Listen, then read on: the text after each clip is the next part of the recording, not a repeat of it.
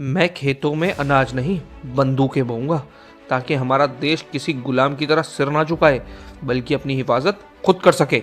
स्वागत है दोस्तों आपका हमारे चैनल पर। आज हम सुनने वाले हैं एक ऐसे शहीद की कहानी जो सिर्फ देश के लिए जिया और देश के लिए मरा। The legend Bhagat Singh. भगत सिंह का जन्म 28 सितंबर 1907 को पंजाब के बाग गांव में एक देशभक्त परिवार में हुआ था। बचपन से ही उनके अंदर देश के लिए कुछ कर गुजरने का जज्बा था। जब वो छोटे थे तो कहा करते थे, मैं खेतों में बंदूकें बोऊंगा ताकि देश को आज़ाद कराया जा सके। उनकी रगों में आज़ादी का खून दौड़ा करता था। जवानी की आग और क्रांतिकारी की राह। साल 1919 में जलियांवाला बाग में हुए हत्याकांड ने 12 साल के भगत सिंह के मन पर गहरा असर डाला। उस जगह की मिट्टी छूकर उन्होंने कसम खाई कि वह इस जुल्म का बदला लेंगे। यह मिट्टी, यह लहू, ये चीखें अब मुझे सोने नहीं देंगी। अब मेरी जिंदगी का एक ही मकसद है, आज़ादी। मेरी पहचान अब महज एक विद्यार्थी की नहीं बल्कि एक क्रांतिकारी की भी होगी। पढ़ाई के दौरान ही उनके पास एक रिश्ता आया जिसे उन्होंने ये कहते हुए ठुकरा दिया, शादी? मेरा ब्याह तो पहले ही हो चुका है। मेरी दुल्हन है आज़ादी और मेरी महबूबा है मौत। एक सिपाही का रास्ता गृहस्थी से नहीं बल्कि कुर्बानियों से होकर गुजरता है।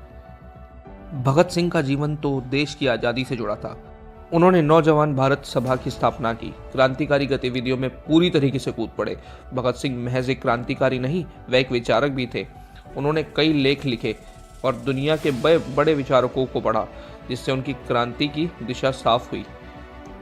साल 1928 में साइमन कमीशन के विरोध में हुए लाठीचार्ज में जब उनके प्रिय नेता लाला लाजपत राय की शहादत हुई तो भगत सिंह और उनके साथी आग बबूला हो गए। उन्होंने इसका बदला लेने की ठानी। साल 1929 में उन्होंने दिल्ली की सेंट्रल असेंबली में बम फेंका। यह बम किसी को नुकसान पहुंचाने के लिए नहीं था बल्कि बहरी ब्रिटिश सरकार के कानों तक इनकलाब जिंदाबाद की आवाज़ पहुंचाने के लिए था। इनकलाब जिंदाबाद। हमारी आवाज़ बहरी सरकार के कानों तक नहीं पहुंच रही, हमें आवाज़ से नहीं बल्कि धमाके से अपनी बात मनवानी होगी। यह बम किसी को मारने के लिए नहीं बल्कि इनकलाब का पैगाम पहुंचाने के लिए है। बम फेंकने के बाद उन्होंने भागने की कोशिश नहीं की बल्कि खुद को गिरफ्तार करवा लिया। जेल में रहते हुए भी उन्होंने क्रांति की लौ को जलने दिया। उन्होंने और उनके साथियों ने मिलकर भारतीय और ब्रिटिश कैदियों के बीच समानता की मांग करते हुए लंबी भूख हड़ताल भी की और इन्हीं कारणों की वजह से भगत सिंह, सुखदेव और राजगुरु पर मुकदमा चला। 23 मार्च 1931 को महज 23 साल की उम्र में हंसते हंसते उन्होंने फांसी का फंदा चूम लिया। उन्होंने बोला, आज मैं मर नहीं रहा बल्कि इतिहास में अमर हो रहा हूँ। मुझे खुशी है कि मुझे मेरे देश के लिए मरना नसीब हुआ। चल इनकलाब जिंदाबाद। ये कहकर उन्होंने अपनी देह को त्यागा और अमरता को प्राप्त हो गए।